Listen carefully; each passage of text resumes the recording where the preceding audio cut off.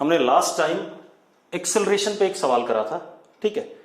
एक बार दोबारा से उसी क्वेश्चन को देख लेते हैं, ठीक है। इतनी बात, क्या क्वेश्चन था? Man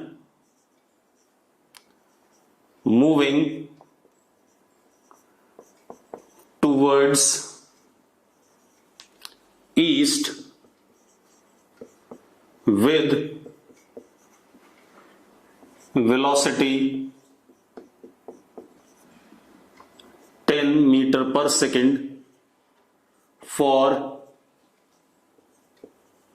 2 seconds। एक आदमी ईस्ट की तरफ चल रहा है 10 मीटर पर सेकंड से 2 सेकंड के लिए। Then he turns left and continues to move with same speed for next 2 seconds।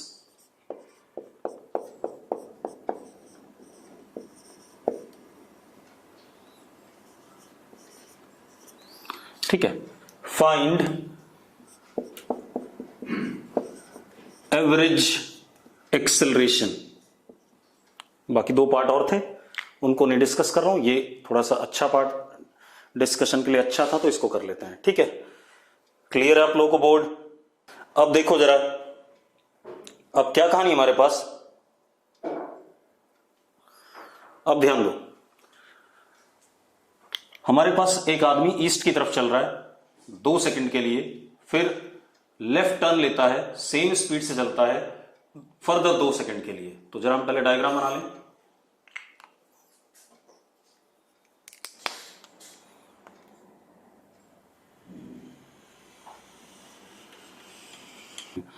ये ईस्ट हो गया, ये वेस्ट हो गया, ये नॉर्थ हो गया और ये साउथ हो गया, ऐसा कुछ है, ठीक है। अब आदमी पहले ईस्ट की तरफ चल रहा है 2 सेकंड के लिए, तो ईस्ट की तरफ 10 मीटर पर सेकंड से चल रहा है, तो वेलोसिटी v इनिशियल, और v इनिशियल का मैग्नीट्यूड कितना, 10 मीटर पर सेकंड। कितने टाइम के लिए? 2 सेकंड्स के लिए। अब वो लेफ्ट टर्न लेता है। अगर लेफ्ट टर्न लेता है तो जरा देखो, अगर मैं ईस्ट की तरफ जा रहा हूं, लेफ्ट क्या आएगा, नॉर्थ आएगा इसका। जरा देखो, अगर मैं ऐसे जा रहा हूं, लेफ्ट क्या हो गया, नॉर्थ।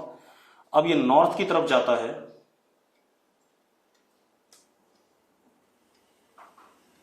तो ये इसकी क्या हो गई, फाइनल वेलोसिटी हो गई, इसका डायरेक्शन बदल गया।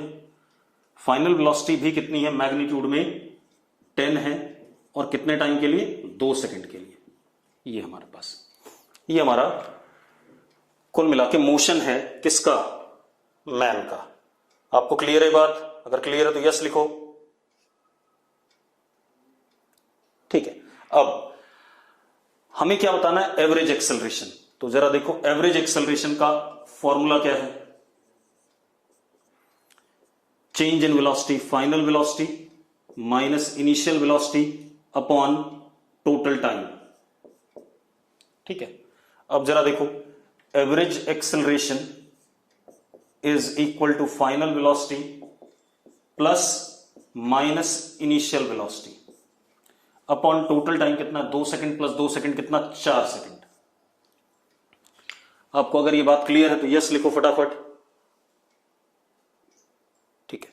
अब मुझे करना क्या है, जिस डायरेक्शन में चेंज इन वेलोसिटी आएगा उसी डायरेक्शन में एवरेज एक्सेलरेशन है। हमने पढ़ा था, डेफिनेशन यही थी कि एवरेज एक्सेलरेशन का डायरेक्शन डेल्टा वी वेक्टर के अलोंग होता है। यस और नो? पारस चावला को कोई दिक्कत है? बेटा मैंने डेफिनेशन पहले बताई हुई है एवरेज एक्सेलरेशन की, that is final velocity minus initial velocity upon total time. और मैंने ये भी बताया हुआ है कि average acceleration is parallel to change in velocity. जिधर की तरफ ये वैल्यू, इसका डायरेक्शन आएगा vf माइनस vi का, उधर की तरफ एवरेज एक्सेलरेशन का डायरेक्शन होगा। और एवरेज एक्सेलरेशन का मैग्नीट्यूड मैंने कहा था magnitude of change in velocity upon total time, ये होगा। ऐसा ही लिखाया था कि नहीं लिखाया था जब हमने एवरेज एक्सेलरेशन डिफाइन करा था? ठीक है। अब क्या कहानी बेटा, अब जरा देखो आप, अब हम दूसरा डायग्राम बनाते हैं एक। ठीक है, हमें करना क्या है, वीएफ वेक्टर में माइनस वी आई एड करना है, यही करना है। चलो तो दूसरा डायग्राम देखो।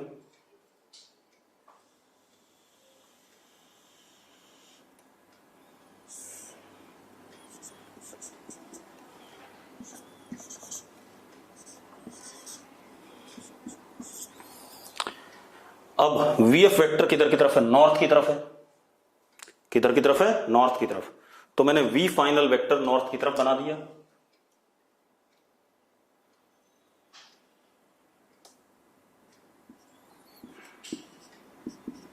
और वीएफ का मैग्नीट्यूड कितना है, 10 है। अब इसमें ऐड करना है किसको, माइनस वी आई को। वी आई किधर, ईस्ट है, तो माइनस वी आई किधर होगा, वेस्ट होगा। तो मैंने माइनस वी आई बना दिया बेटा।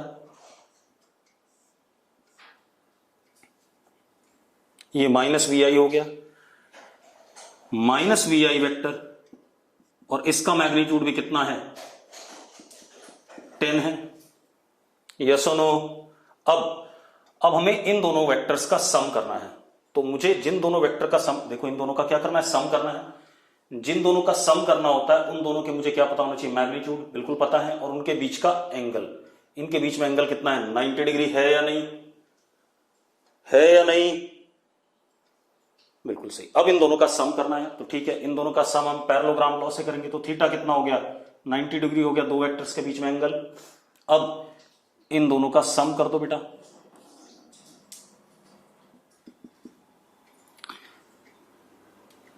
इन दोनों का सम पैरेललोग्राम का डायगोनल आएगा।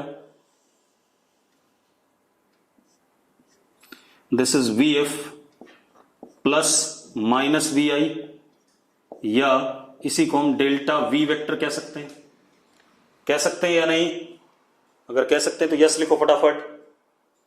ठीक है, मतलब जो एवरेज एक्सेलरेशन है उसका डायरेक्शन इसके अलोंग आ रहा है। ये देखो यहां लिखा हुआ है average acceleration is parallel to delta we.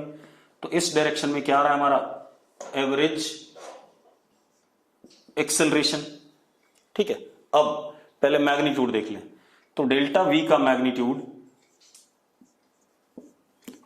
Is equal to under root V F square plus V I square plus 2 V F V I cos 90। Cos 90 is what, 0। पता है सबको कॉस 90 कितना, 0। यस और नो? ठीक है, अब जरा देखो कितना हो गया, 10 का स्क्वायर प्लस 10 का स्क्वायर, तो कितना हो गया, 10 रूट 2। मैग्नीट्यूड कितना आ गया, 10 रूट 2 आ गया चेंज इन वेलोसिटी का। अब हमारे पास एवरेज एक्सेलरेशन का मैग्नीट्यूड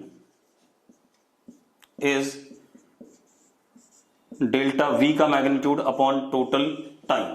तो जरा देखो कितना आ गया, एवरेज एक्सेलरेशन का मैग्नीट्यूड इज 10 रूट 2, और टोटल टाइम कितना था, 4 सेकेंड। ठीक है, इतनी बात। तो कितना आ गया बेटा, जरा देखो, ये जो भी आना आ गया। ठीक है, आप इसको 5 रूट 2 बाई 2 लिख लो, या 5 बाई रूट 2 लिख लो, जो आपकी मर्जी ऐसा लिख लो। ये आ गया हमारा क्या, मैग्नीट्यूड। डायरेक्शन देखो, अगर आपको मैंने एक बात पढ़ाई हुई है, अगर पैरेललोग्राम के दोनों वेक्टर्स का मैग्नीट्यूड बेटा total time, average acceleration is change in velocity upon total time होता है। ठीक है, इतनी बात। तो टोटल टाइम है, वो पिछला सवाल नहीं है, दूसरा है। यहां 2 सेकंड के लिए और यहां 2 सेकंड के लिए लिखा हुआ है, ईस्ट में 2 और नॉर्थ में भी 2 सेकंड। तो टोटल टाइम कितना हो गया, 4 सेकंड हो गया। ठीक है, इतनी बात। तो 2 सेकंड मत लो टाइम। ठीक है, अब इसका डायरेक्शन मैंने एक बात पढ़ाई भी आपको कि अगर दोनों वेक्टर बराबर मैग्नीट्यूड के होते हैं तो जो रिजल्टेंट होता है वो क्या कहते हैं, अगर दोनों वेक्टर बराबर होते हैं तो जो रिजल्टेंट होता है उन दोनों का सम जो होता है वो एंगल बाइसेक्टर पे आता है। ये बात पता है या नहीं पता है? अगर पता है तो यस लिखो। तो एक बात बताओ, इसका मैग्नीट्यूड भी 10 है और इसका भी मैग्नीट्यूड क्या 10 है, तो किस पे आ रहा है, एंगल बाइसेक्टर पे आ रहा है। मतलब ये एंगल कितना, 45, ये भी कितना 45, यानी कि नॉर्थ और वेस्ट के बिल्कुल कहां आ रहा है, बीच में आ रहा है, तो हम एवरेज एक्सेलरेशन का डायरेक्शन क्या कहेंगे, नॉर्थ वेस्ट। क्या कहेंगे, नॉर्थ वेस्ट। क्लियर है सबको? 10 से भी आ जाएगा बेटा, 45 भी आएगा तब भी, ठीक है, इतनी बात। देखो सवाल को करने के बहुत तरीके होते हैं, आप किसी भी तरीके से समझ लो, ठीक है। अब आते हैं आगे, हम चलते हैं, ठीक है, मिटा दें सब। चलो अब आगे देखते हैं, अगली कहानी क्या हमारे पास, नेक्स्ट एक क्वेश्चन और कर लेते हैं।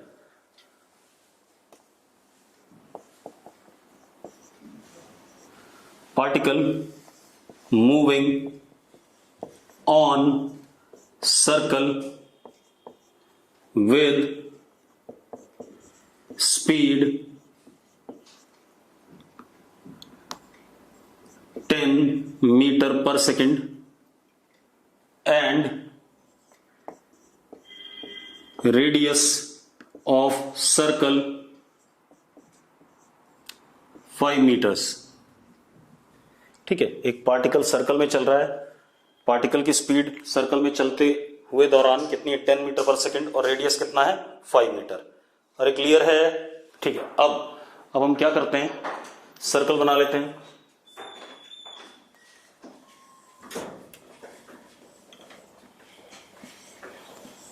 ये सर्कल है, रेडियस 5 मीटर का, ठीक है, इतनी बात। सर्कल का ये क्या आ गया, सेंटर आ गया।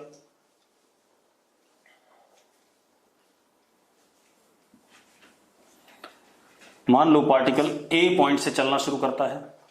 कहां से चलना शुरू करता है, ए पॉइंट से, ठीक है, इतनी बात। ए पॉइंट से जब चलना शुरू करता है, सबसे पहले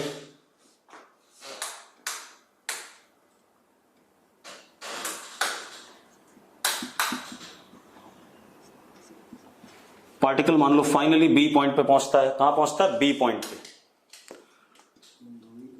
ये एंगल कितना है, थीटा। ये एंगल कितना है, थीटा। क्लियर है?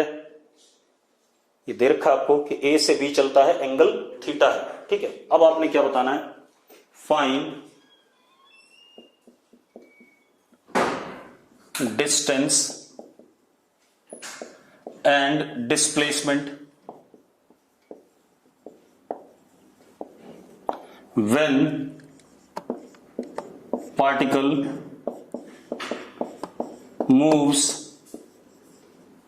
from A to B। Find distance and displacement when particle moves from A to B। ठीक है, क्वेश्चन क्लियर सबको? ठीक है, अब निकालते हैं। तो जरा देखो डिस्टेंस क्या होगा, डिस्टेंस हो गया ये वाली लेंथ, लेंथ ऑफ पाथ। ये वाली लेंथ क्या हो गई, डिस्टेंस हो गई, दिस इज एल, ठीक है। पहले डिस्टेंस निकाल लें बेटा, ठीक है। तो distance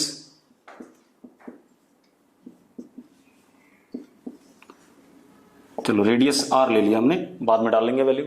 distance L, L is what, length of arc. क्या चीज है, लेंथ ऑफ आर्क। आपको पता है angle is equal to length of arc upon radius. पता है ये बात कि नहीं पता है? Angle is equal to length of arc upon radius. तो लेंथ ऑफ आर्क हमारा डिस्टेंस है, तो distance L is equal to theta into R, theta into R. Yes और नो? अब आप आर की वैल्यू डाल दो, ठीक है, तो आपको मिल जाएगा। अब आ जाते हैं हम किसमें, डिस्प्लेसमेंट में।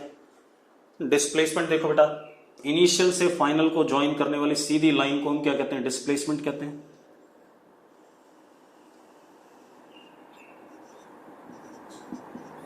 ये हमारा डिस्प्लेसमेंट है, ठीक है। अब इसको निकालना है, इसकी लेंथ को। यस और नो? निकाल लेते हैं भाई। अब जरा देखो, एस निकालना है, ठीक है, इतनी बात।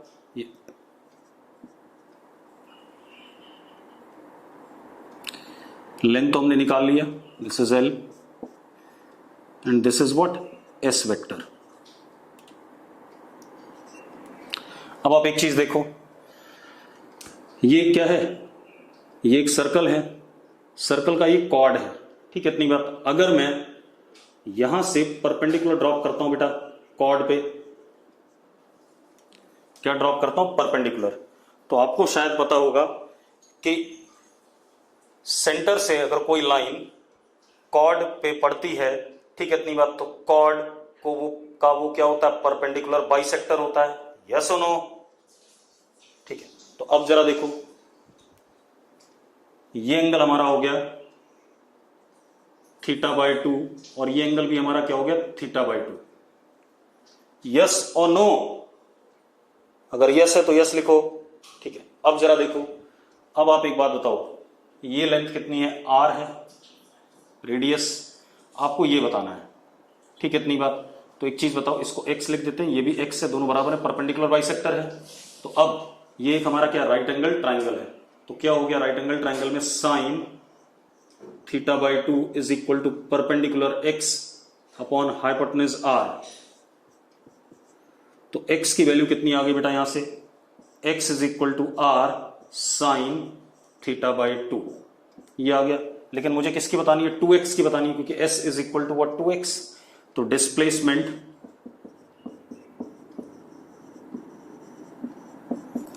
s is equal to 2x, तो कितना हो गया बेटा, s is equal to 2r sine θ/2। Clear है डिस्प्लेसमेंट सबको? अरे डिस्प्लेसमेंट क्लियर है या नहीं? पारस कह रहा नहीं क्लियर है। परपेंडिकुलर क्यों लिया भाई, एक बात बताओ, यानी कि 9th 10th में थोड़ा सा कहीं ना कहीं गड़बड़ है। अगर मैं, वॉइस क्लियर आ रही है बेटा, बाकी लोगों को आ रही है, कर्तव्य सुनो, ऑडियो बीच में कम हो गई थी वो अलग बात है। समवन इज अनम्यूटेड, बेटा मेरे एंड पे सब म्यूट कर रखे हैं मैंने। ठीक है, अब रुक जाओ, मैं क्या कह रहा हूं, अगर मैं सर्कल के सेंटर से रेडियस कोई भी लाइन बनाऊं, सर्कल के सेंटर से कोई भी लाइन बनाऊं, ठीक है, तो सर्कल के सेंटर से अगर कोई भी लाइन बनाऊं तो कॉर्ड के ऊपर हमेशा वो परपेंडिकुलर बाइसेक्टर होता है। हमेशा वो क्या होता है, परपेंडिकुलर बाइसेक्ट करता है, किसको, कॉर्ड को। अब आप एक बात बताओ, अगर मैं सेंटर से कोई भी लाइन बनाता हूं तो किसी भी कॉर्ड का हमेशा परपेंडिकुलर बाइसेक्टर होता है, और अगर किसी भी कॉर्ड का हमेशा परपेंडिकुलर बाइसेक्टर होता है तो ये लेंथ और ये लेंथ बराबर है। अगर इसको x मानते हैं, इसको x मानते हैं, तो 2x is equal to what, s।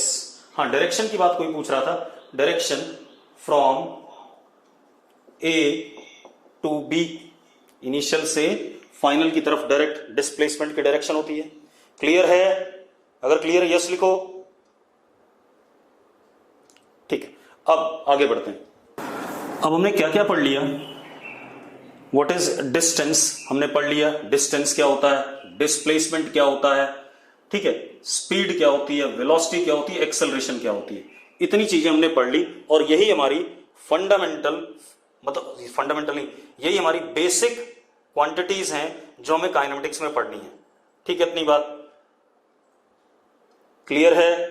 तो मैं क्या कह रहा हूं कि हमने फिजिकल क्वांटिटीज जो इस चैप्टर में डील करनी थी, distance, displacement, speed, velocity, acceleration हमने पढ़ ली है।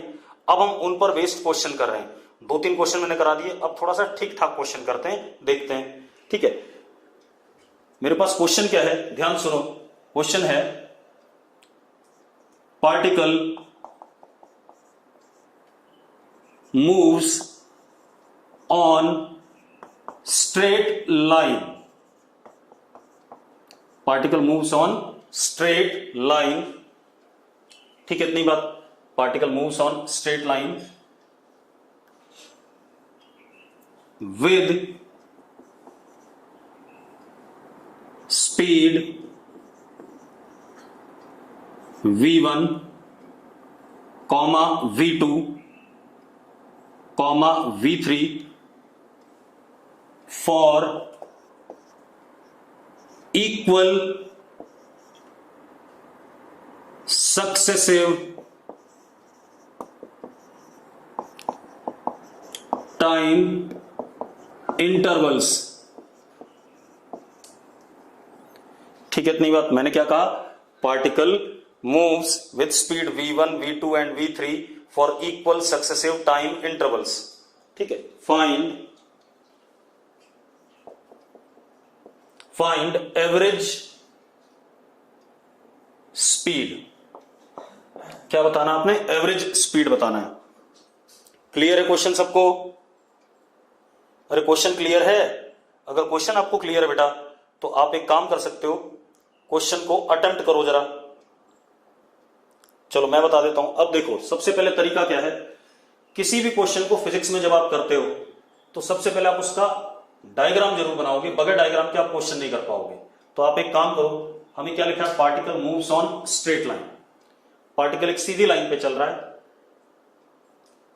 पहले स्पीड v1 से कुछ टाइम के लिए, let that time be t, कितने टाइम के लिए, t टाइम के लिए। फिर स्पीड v2 से अगले टाइम t के लिए, क्योंकि टाइम इंटरवल सबके क्या है, सेम है। फिर स्पीड v3 से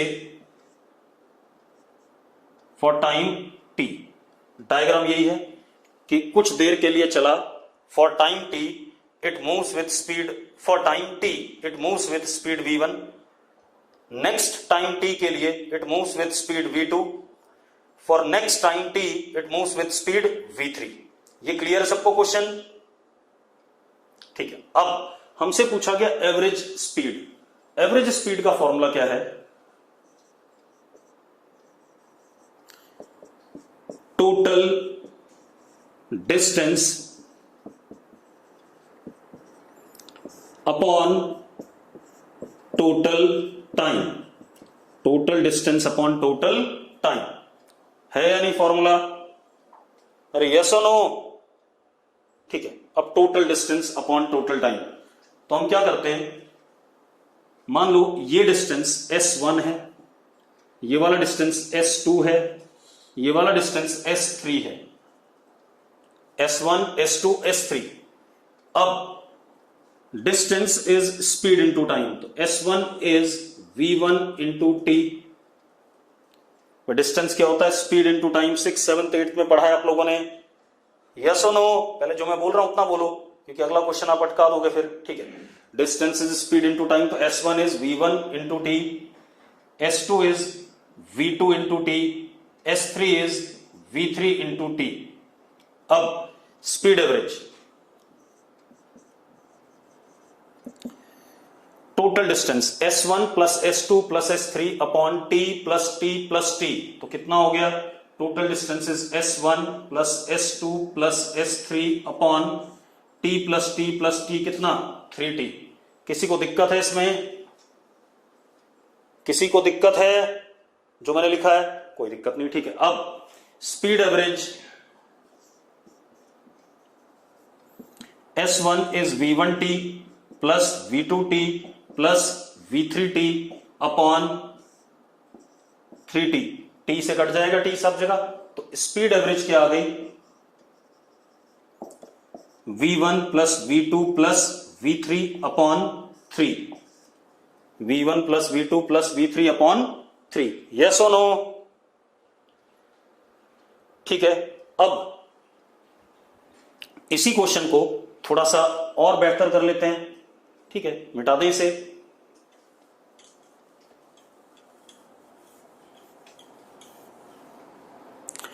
मैंने क्या कहा, particle moves on a straight line with speed v1 v2 v3 v4 v5 dash dash vn for equal successive intervals of time, find average speed. मैंने कहा कि t टाइम के लिए v1 से चलता है, अगले t टाइम के लिए v2 से चलता है, अगले t टाइम के लिए v3 से, अगले t टाइम के लिए v4, अगले t टाइम के लिए v5 and so on up to vn। ठीक है, इतनी बात। फाइंड एवरेज स्पीड, तो फॉर्मूला अगेन क्या है, total distance upon total time. तो अब जरा देखो इसमें क्या हो जाएगा, total distance will be s1 plus s2 plus s3 up to what, sn upon nt। Yes और नो? ये बात, मेरी बात क्लियर जो मैंने बोर्ड पे लिखा है, s1 plus s2 plus s3 up to sn upon nt। ठीक है, बिल्कुल सही, क्लियर है। तो इसको भी क्या कर सकते हैं, जरा देखो अगले वाले को, vn into T upon N T. ठीक है, अब t से t कट गया बेटा, तो ये कितना हो गया जरा देखो,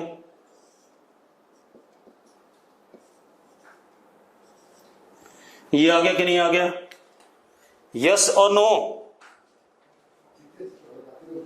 ठीक है, अब क्लियर है। चलो हम ये कह सकते हैं कि अगर पार्टिकल डिफरेंट स्पीड से चल रहा है लेकिन इंटरवल ऑफ टाइम उसका सेम है, तो एवरेज स्पीड उन सारी स्पीड्स का क्या आएगा, अर्थमेटिक मीन आएगा, उन सारी स्पीड्स का क्या आएगा, arithmetic mean.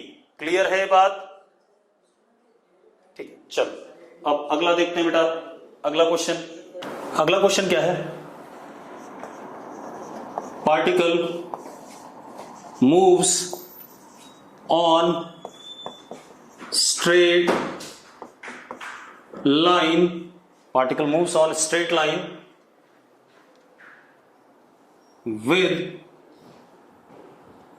straight line for equal successive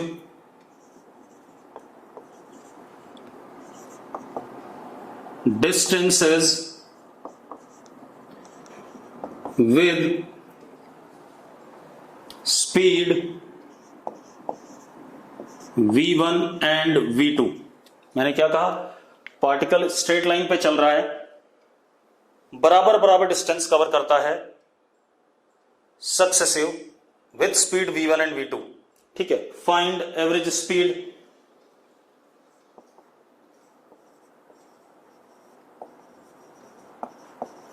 find average speed.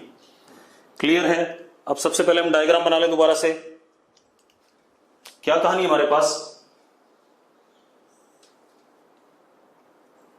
मान लो ये डिस्टेंस s है, ये वाला भी s है, इस डिस्टेंस को कवर करते हैं कितनी स्पीड से, v1 से, इस डिस्टेंस को कवर करते हैं कितने से, v2 से। यही दे रखा है हमें, तो डायग्राम में यही दे रखा है हमें कि बराबर डिस्टेंसेस कवर हो रहे हैं। ठीक है, इतनी बात, और स्पीड v1 एंड v2 से। जब तक आप डायग्राम नहीं क्लियर बना पाओगे तब तक आप सवाल नहीं कर पाओगे, ध्यान रखना।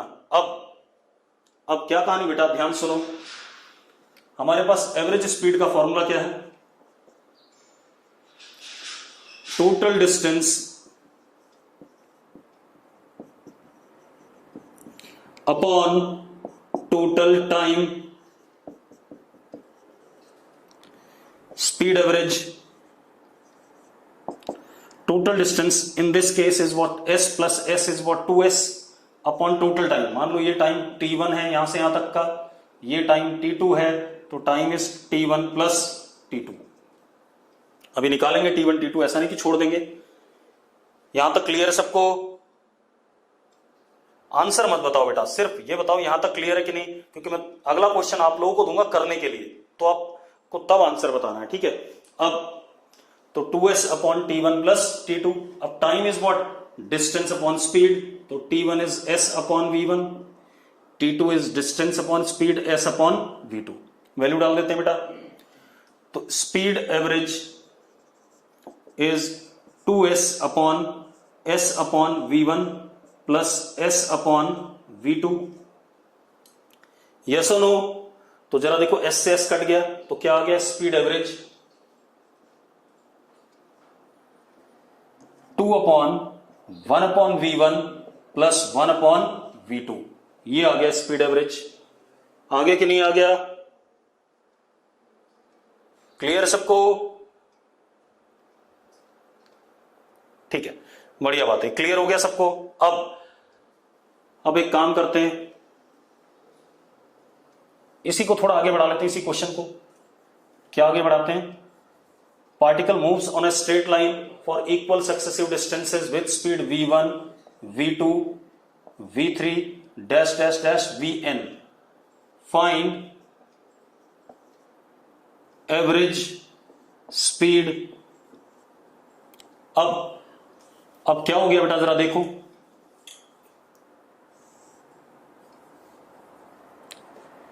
s, अगला s, ऐसे यहां पर भी s, ये वाली स्पीड कितनी v1, ये वाली कितनी v2, ये वाली कितनी vn। यही कहानी है कि नहीं है? अरे यस और नो? अगर क्लियर है तो यस लिखो फटाफट। ठीक है, अब यहां से यहां तक चलने का टाइम t1, यहां से यहां तक का t2, t3, t4, यहां पर क्या tn। स्पीड एवरेज का formula total distance upon total time. ठीक है, तो टोटल डिस्टेंस देखो कितना आ गया, n s s s s s कितने बार, n बार, n s, and total time is what, t1 plus t2 dash dash dash up to T N. ठीक है, अब जरा देखो, अब क्या आ गया हमारे पास, N S upon T one is what S upon V one, T two is what S upon V two, T N is what S upon V N. Values डाल दे बेटा।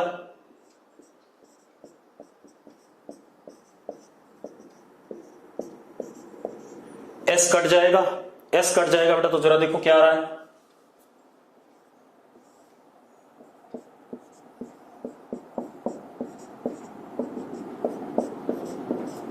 ये आ गया। सबको क्लियर है तो लिखो क्लियर है। अब मैं एक क्वेश्चन और देता हूं, वाला क्वेश्चन आप लोग करोगे, ठीक है, इतनी बात। चलो अगला क्वेश्चन देखो। अगला क्वेश्चन क्या है, particle moves on straight line and covers half the distance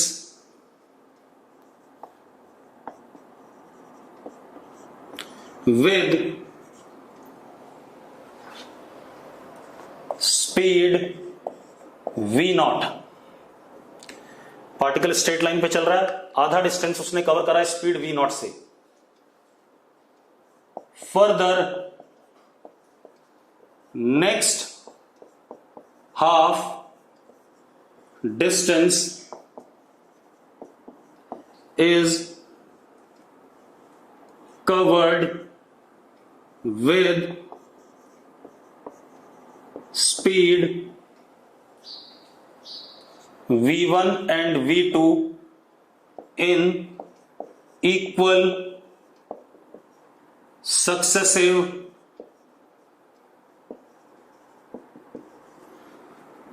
time intervals।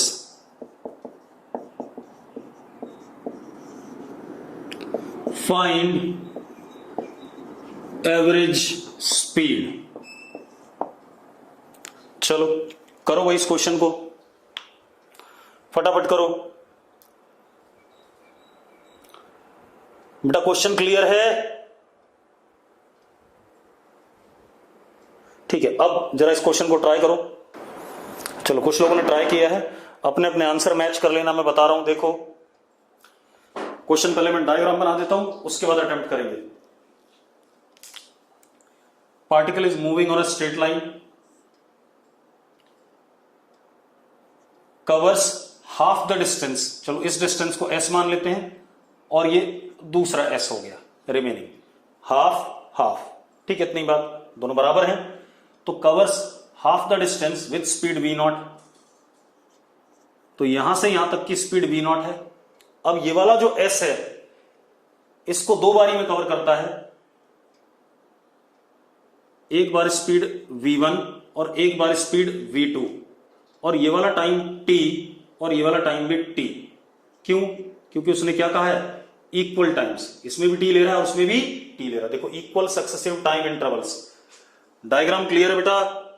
Diagram clear है तो यस लिखो। चलो डायग्राम आपको क्लियर है। अब सुनो, अब एक इशू ये आ रहा है कि मुझे ये वाला टाइम नहीं पता, तो इस टाइम को मैंने मान लिया टी नॉट। कितना मान लिया? T not. चलो अब फॉर्मूला क्या है स्पीड एवरेज का? Total distance that is 2s upon total time. Total time is T not plus 2t, t plus T कितना? 2t। कितने लोगों को ये बात क्लियर है? क्लियर है तो यस लिखो। अब हमारे पास प्रॉब्लम क्या है, t नॉट कितना होगा?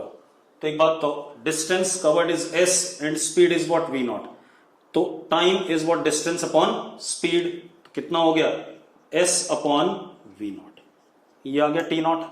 अब इधर आ जाए, इधर देखो, अगर मैं इस डिस्टेंस को s1 कहता हूं और इसको s2 कहता हूं, ठीक है, इतने को s1 इतने को s2, तो जरा देखो s1 is equal to speed into time, तो v1 into T, s2 is speed into time, v2 into टी, and what is s? s is s1 plus s2, तो s is s1 plus s2, तो s is equal to v1 plus v2 into टी, तो t comes out to be s upon v1 plus v2, s upon v1 plus v2। ये कितने लोगों को clear है? अगर क्लियर है यस लिखो फटाफट। बहुत सही। अब जरा देखो, रुक जाओ। अब हम क्या करते हैं बेटा, टी नॉट की वैल्यू डाल देते हैं और टी की वैल्यू डाल देते हैं यहां पर। तो speed average is 2s upon s upon V naught plus twice T की value s upon v1 plus v2। बेटा s कट जाएगा आपका, तो speed average is 2 upon 1 upon V naught plus 2 upon v1 plus v2। अब अगर आपको clear है yes लिखो फटाफट। दो बच्चों ने नो लिखा है, ठीक है। रुक जाओ, जिन्होंने नो लिखा है उनकी बात कर लेते हैं पहले। आप एक बात बताओ भाई, मैंने कुछ नहीं करा, जो पिछले देखो, अब आपको तरीका थोड़ा सा समझ में आएगा। अब लिखो मत कुछ भी, सुन लो पहले मेरी बात। अब क्या कहानी है बता रहा हूं बेटा, परेशान ना हो, दोबारा बता रहा हूं। पहले आप ऐसे देखो कि मैंने जो पहला क्वेश्चन कराया था, ठीक है, इतनी बात, फिर मैंने दूसरा क्वेश्चन कराया, दोनों क्वेश्चन को मैंने जोड़ दिया इस तीसरे क्वेश्चन में, ठीक है। मतलब ग्रेजुअली आपको क्या कर रहा हूं, धीरे धीरे आपको डिफरेंट सेट ऑफ वेरिएशंस दिखाना चाहता हूं क्वेश्चंस के। तो अब जरा दोबारा देख लेते हैं इसी क्वेश्चन को, ठीक है, ध्यान सुनना। क्वेश्चन क्या है, एक पार्टिकल स्ट्रेट लाइन पे चल रहा है, आधा डिस्टेंस दैट इज s, अगर ये आधा s है तो नेक्स्ट आधा भी s है, तो इसीलिए s और s। आधा डिस्टेंस v नॉट स्पीड से कवर कर रहा है और बाकी रिमेनिंग हाफ डिस्टेंस वो बराबर टाइम इंटरवल में कवर कर रहा है, t और t में, with speed v1 and v2। Question ये था। अब हमारे पास रिक्वायरमेंट क्या, average speed. Average speed is for total distance that is 2s upon total time t plus t 2t, और ये वाला टाइम मैंने मान लिया t नॉट, तो t नॉट प्लस 2t, ठीक है। अब अगर मैं t नॉट निकालने जाऊं तो t नॉट कितना हो गया, distance upon speed, s upon v naught, तो t नॉट की वैल्यू डाल दी s अपॉन v नॉट। अब जरा देखो, ये डिस्टेंस s1 है, ये s2 है, कितने टाइम में कवर करा हमने, t, और कितना v1, कितने टाइम में कवर करा, t, और स्पीड कितना v2। तो s1 is speed into time, s2 is also speed into time. दोनों का सम किसके बराबर है, s के बराबर है। तो मैंने यहां से s is equal to s1 plus s2 से t निकाल दिया। अब मैंने t नॉट और t की वैल्यू यहां डाल दी, डालते ही मुझे ये कुछ रिजल्ट मिल गया और s कट गया, s कट गया तो रिजल्ट आ गया अपने पास, यस और नो। अब जरा देखो, अब हम आते हैं बेसिक चीजों पे कि हमें कैसे काइनेमेटिक्स को स्टार्ट करना है। तो मैंने आपको पांचों physical quantities, distance, displacement, speed, velocity और एक्सेलरेशन के बारे में उनके डेफिनेशन बता दी है, उनके बारे में बता दिया है। अब हम काइनेमेटिक्स को प्रॉपर्ली स्टार्ट करेंगे, ठीक है। हालांकि मैं थोड़ा बहुत स्टार्ट कर चुका हूं, लेकिन फिर भी अब प्रॉपर्ली स्टार्ट करेंगे। अब जरा देखो, चलो स्टार्ट करते हैं, ठीक है। हमें काइनेमेटिक्स जब पढ़ना है, हमने कहा था मोशन ऑफ पार्टिकल हमें पढ़ना है। क्या पढ़ना है, मोशन ऑफ पार्टिकल। काइनेमेटिक्स मतलब स्टडी ऑफ मोशन, ठीक है, स्टडी ऑफ मोशन, यही बात करी थी। अब सबसे पहले ये बात आती है कि मोशन कितने टाइप का होता है, ठीक है। तो मोशन इन जनरल सिर्फ दो टाइप का होता है। एक होता है रेक्टिलिनियर,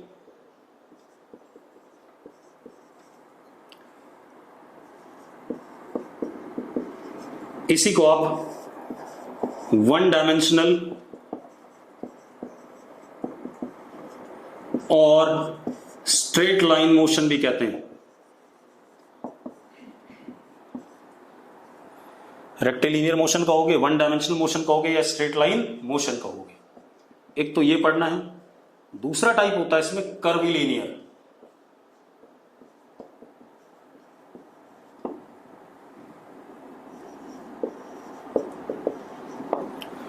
कर्विलिनियर मोशन, क्लियर है। कर्विलिनियर मतलब कर्व पाथ पे जब पार्टिकल मूव करता है। मैं आपको दोनों चीजें एक्सप्लेन कर देता हूं। आप ऐसे समझो, रेक्टिलिनियर मोशन का मतलब हो गया straight line motion. Straight line motion देखो, ध्यान से देखना, मैंने इस मार्कर को ऊपर फेंका, सीधे ऊपर गया और सीधे नीचे आया, मतलब एक स्ट्रेट लाइन पे चला। This is what rectilinear motion. कैसा मोशन है? Rectilinear motion. या एक साइकिल स्ट्रेट रोड पे चल रही है, that is also what rectilinear motion. ठीक है, इतनी बात अगर क्लियर तो यस लिखो। ठीक है, अब मेरी बात सुनो, अब देखो, अब मैं इस मार्कर को ऐसे फेंक रहा हूं, तो अगर मैं ऐसे फेंक रहा हूं तो आप एक बात बताओ, आपको ये कैसा दिखाई पड़ा? कर्व पाथ पे चलता हुआ दिखाई पड़ा कि नहीं दिखाई पड़ा? बिल्कुल ठीक है। तो स्ट्रेट लाइन मोशन और कर्वीलिनियर मोशन, ये दोनों दो डिफरेंट चीजें हैं, और दोनों मोशन के होने की कुछ ना कुछ कंडीशंस हैं कि कब रेक्टिलिनियर मोशन होगा और कब पेंडुलम मोशन। बेटा एक कर्वीलिनियर मोशन होता है, ठीक है, इतनी बात। और अगर 11th की किताब है आपके पास तो उसमें देखना सिंपल हार्मोनिक मोशन के नाम से एक चैप्टर है, ठीक है। प्रोजेक्टाइल भी हमें पढ़ना है बेटा, अभी तो शुरू करा है, सारे मोशन पढ़ेंगे, चिंता ना करो, ठीक है, इतनी बात। अब मैं स्टार्ट कर रहा हूं तो सारे मोशन पढ़ने के लिए स्टार्ट कर रहा हूं ना, रुको वेट करो। अब मैंने क्या कहा, आप फिर से देख लो, फिर मैं कंडीशंस बताऊंगा आज ही। मैंने इस मार्कर को स्ट्रेट अप फेंका तो ये ऊपर गया सीधे और सीधे नीचे आया, मतलब स्ट्रेट लाइन मोशन। और अगर मैं इसी मार्कर को ऐसे फेंक दूं, देखो एक मिनट, तो देखो ये क्या कर रहा है, एक ऐसे करके कर्व पाथ पे आ रहा है कि नहीं आ रहा है? यस और नो? ठीक है, तो अब मुझे ये देखना है, डिसाइड करना है कि what is condition behind rectilinear motion या straight line motion, and what is condition behind what, क्या कहते हैं, कर्वीलिनियर मोशन। दोनों मोशन के लिए मुझे कंडीशन कौन सी है कि किस कंडीशन में स्ट्रेट लाइन मोशन होगा और किस कंडीशन में कर्वीलिनियर मोशन होगा, ये डिसाइड करना है। क्लियर है? चलो अब देखते हैं।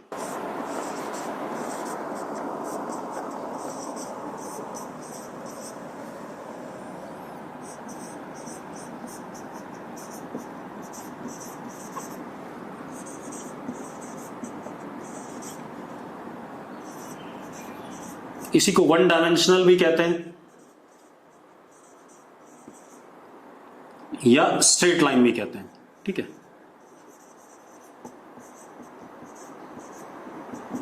Straight line motion, one dimensional motion, ये ध्यान रखना कि मैं रेक्टिलिनियर वर्ड यूज करूंगा। क्लियर है?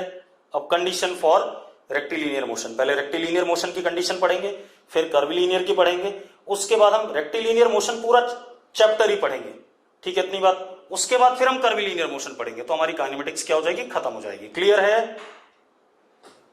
अरे यस और नो? चलो अब कंडीशन फॉर रेक्टिलिनियर मोशन, अब ध्यान सुनो, अब लिखो नहीं, ध्यान सुनना। पहली कंडीशन तो यह है, इफ एक्सेलरेशन इज जीरो, अगर पार्टिकल का एक्सेलरेशन क्या है, जीरो है। पहली कंडीशन बता रहा हूं, पहले दो कंडीशन में रेक्टिलिनियर मोशन होता है। इफ एक्सेलरेशन इज जीरो, चलो अगर एक्सेलरेशन जीरो है और पार्टिकल की वेलोसिटी v है, पार्टिकल की वेलोसिटी क्या है, v है, ठीक है, इतनी बात, v वेक्टर। अब एक बात बताओ बेटा, मुझे कुछ मत बताओ, आप लिखो मत कुछ भी, मैं क्या कह रहा हूं, ठीक है, मैं सब बताऊंगा, परेशान ना हो। मैंने कहा एक्सेलरेशन जीरो है, वेलोसिटी v वेक्टर है, ठीक है। अब एक बात बताओ, क्या वेलोसिटी चेंज हो सकती है? अगर चेंज हो सकती है तो यस लिखो, और नहीं हो सकती तो नो लिखो। बहुत सही, सब लोग कह रहे हैं नहीं चेंज हो सकती। क्लियर है? बिल्कुल। अरे एक ने लिखा यस, कौन लिख रहा है यस? रुको रुको रुको रुको रुको रुको रुको, किसी ने यस लिखा है, रुक जाओ बेटा, मैंने आपको नोट्स में लिखाया हुआ है, acceleration is defined as rate of change of velocity. जब वेलोसिटी चेंज करती है तो पार्टिकल पे एक्सेलरेशन आता है, अगर पार्टिकल पे एक्सेलरेशन नहीं है तो वेलोसिटी चेंज नहीं करेगी। देवांश गंभीर, डायरेक्शन बदल दो भाई, एक्सेलरेशन अगर होगा तभी वेलोसिटी का डायरेक्शन बदलेगा, तभी वेलोसिटी का मैग्नीट्यूड बदलेगा। मैंने साफ साफ एक्सेलरेशन पढ़ाया था। एक्सेलरेशन पार्टिकल पे तब आती है या तो वेलोसिटी का डायरेक्शन बदले, या वेलोसिटी का मैग्नीट्यूड बदले, या दोनों बदले। तो अगर एक्सेलरेशन जीरो है तो ना वेलोसिटी का मैग्नीट्यूड बदलना है, देवांश सर्कुलर मोशन में भी एक्सेलरेशन होता है, मैं क्या कह रहा हूं, सुन लो पहले एक बार, लिखने से पहले सुन लिया करो। मैंने इसीलिए कहा आपका डाउट मैं पूछूंगा, परेशान ना हो। मैं क्या कह रहा हूं, अगर एक्सेलरेशन 0 है, देवांश से बात कर रहा हूं, सिर्फ देवांश जवाब देगा और कोई नहीं देगा। अगर एक्सेलरेशन 0 है तो देवांश बता वेलोसिटी का डायरेक्शन बदल सकता है? ओनली देवांश। अगर एक्सेलरेशन 0 है वेलोसिटी का डायरेक्शन बदल सकता है? नो लिख रहा है। अगर एक्सेलरेशन 0 है क्या वेलोसिटी का मैग्नीट्यूड बदल सकता है देवांश? नहीं। तो भैया तो यही बात तो मैं भी कह रहा हूं, अगर एक्सेलरेशन 0 है तो वेलोसिटी का ना मैग्नीट्यूड बदलेगा ना डायरेक्शन बदलेगा। तो इसका मतलब वेलोसिटी अगर इस डायरेक्शन में है, ऐसे है, ठीक है, इतनी बात। अगर इस डायरेक्शन में ऐसे है तो हमेशा ऐसी ही तो रहेगी, यस और नो? अरे अगर यस है तो यस लिखो। तो वेलोसिटी ऐसे ही रहेगी, ना इसका मैग्नीट्यूड बदलेगा ना इसका डायरेक्शन बदलेगा, सीधे ऐसे ही जाता रहेगा, ठीक है। तो किस टाइप का मोशन हो गया जरा बताना मुझे, किस टाइप का मोशन हो गया बेटा? Straight line motion, rectilinear motion.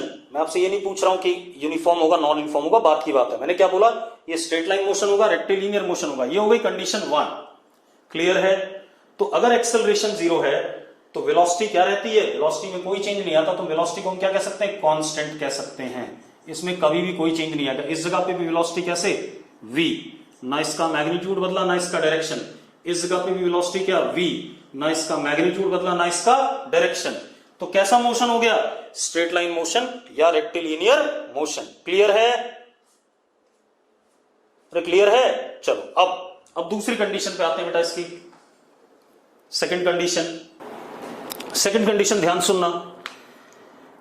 मैंने इस मार्कर को ऊपर फेंका सीधे ऐसे, तो ये ऊपर जा रहा है सीधे ऊपर।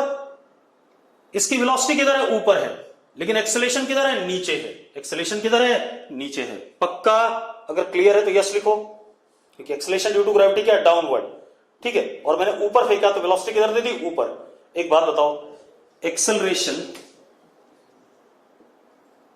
Is anti parallel to velocity, ऐसा ही है या नहीं है? जरा देखो, मैंने मार्कर को ऐसे ऊपर फेंक, सॉरी एंगल आ गया, ऐसे ऊपर फेंका सीधे, तो वेलोसिटी ऊपर, एक्सेलरेशन नीचे। ये दोनों एक दूसरे के एंटी पैरेलल हैं या नहीं है? चलो अब रुक जाओ। और जब ये मार्कर ऊपर से नीचे आ रहा है, ऊपर से नीचे आ रहा है, तो वेलोसिटी किधर है? नीचे। एक्सेलरेशन भी किधर है? नीचे। तो एक बात बताओ, तब एक्सेलरेशन पैरेलल टू वेलोसिटी है या नहीं है? यस और नो?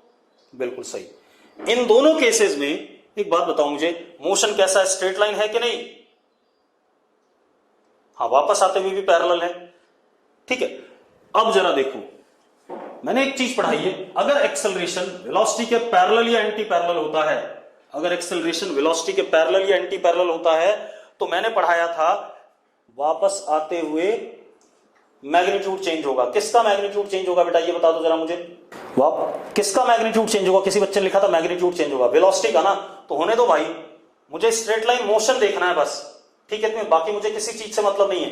तो एक बात बताओ, अगर मैं इस मार्कर को ऊपर फेंक रहा हूं ऐसे, तो v ऊपर है, a नीचे है, एंटी पैरेलल हो गया। जब इसको ऐसे आ रहा है तो v नीचे है और a भी नीचे है, एंगल क्या हो गया? दोनों के बीच में 0, तो पैरेलल हो गया। तो अगर एक्सेलरेशन एंटी पैरेलल या पैरेलल होता है वेलोसिटी के, तो मोशन हमेशा क्या होता है? रेक्टिलिनियर होता है। कैसा मोशन होता है? रेक्टिलिनियर। तो दूसरी कंडीशन क्या है? इफ ए वेक्टर पैरेलल और anti parallel to V vector, then motion is rectilinear और स्ट्रेट लाइन। एक और चीज, ये एक्सेलरेशन क्या कहलाता है? टेंजेंशियल एक्सेलरेशन कहलाता है। क्या कहलाता है? मैंने पढ़ाया हुआ आपको कि अगर एक्सेलरेशन वेलोसिटी के पैरेलल या एंटी पैरेलल है तो उसको हम कहते हैं टेंजेंशियल एक्सेलरेशन, और टेंजेंशियल एक्सेलरेशन सिर्फ करता क्या है, वेलोसिटी के मैग्नीट्यूड को चेंज करता है, ना कि डायरेक्शन को। यस और नो? ठीक है, तो कौन सा एक्सेलरेशन कहलाता है, tangential acceleration. only changes magnitude of v, not its direction। अब एक बात, तो अगर डायरेक्शन चेंज नहीं हुआ तो ये हमेशा क्या करता रहेगा, स्ट्रेट लाइन पे ही चलता रहेगा। ये आ गया हमारे पास दो ही कंडीशन है किसकी, स्ट्रेट लाइन मोशन की। एक, या तो एक्सेलरेशन जीरो हो जाए, या दूसरा एक्सेलरेशन मोशन के दौरान वेलोसिटी के या तो पैरेलल हो या एंटी पैरेलल हो। क्लियर है? क्लियर है तो यस लिखो। ठीक है, चलो अब हम बात करेंगे कर्वीलिनियर मोशन की कंडीशन की अगली क्लास में। ठीक है, आपको डीपीपी मिलेगी बेटा। बेसिक चीज क्या है, जैसे अभी जब तक मेरे चैप्टर में कुछ ऐसा ना हो जाए कि जिसके लिए मैं आपको डीपीपी दे पाऊं, तब तक आपको